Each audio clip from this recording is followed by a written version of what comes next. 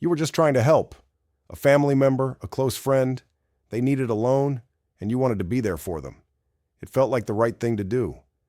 So you signed on as a guarantor, trusting they'd handle the payments. But now they've stopped. The bank isn't calling them anymore. They're calling you. And your credit score, the one you worked so hard to build, is in a free fall. If this is your current nightmare, or if you're even thinking about co-signing for someone you love, you need to stop and watch this. That one signature can trigger a financial disaster you never saw coming. So what does being a guarantor really mean? Let's get one thing straight. You're not just a character witness. When you sign that paper, you're making a legally binding promise to the bank that says, if the main borrower can't or won't pay, I will. To the lender, you are just as responsible as the person who took out the money. Now, just signing on as a guarantor usually doesn't tank your credit right away. The lender will do a credit check on you, which might cause a small temporary dip, but that's normal. The real trouble starts when a payment is missed. The second the primary borrower defaults, the lender has every right to come after you for the full amount.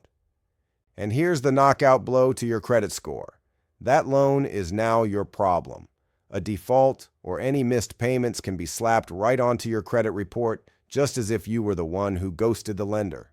This is a massive red flag to anyone else who looks at your credit. It screams risk, and your score can plummet. Before we go further, it's super important that you actually see where your credit stands right now. Okay, I have some good news for you. You can check your credit score right now in just a few minutes with a trusted credit monitoring service.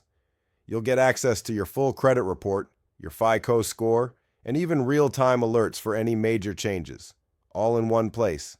And the best part? It won't drain your wallet. It's almost free.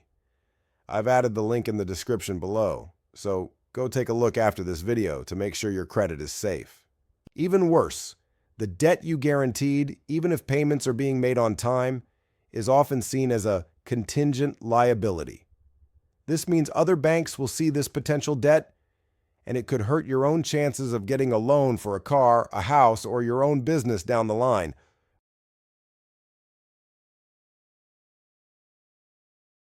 If you're already trapped in this mess, it can feel like you're sinking, but you have options. First, damage control. You have to stop the bleeding, and that means contacting the lender immediately. Ignoring their calls is the worst thing you can do and could lead to legal action. If you can, make a payment to bring the loan current. No, it won't erase the default, but it can stop more negative marks from hitting your credit report. Second, work on an exit strategy. Getting out of a guarantor agreement is tough, but not impossible. The cleanest way out is for the loan to be paid off completely. Another path is for the borrower to refinance the loan on their own, which might be an option if their financial situation has improved. In some cases, if the asset tied to the loan, like a car or a house, has gone up in value, the lender might agree to release you. But you can't just walk away. The lender has to give you an official release from the contract. Third, start rebuilding.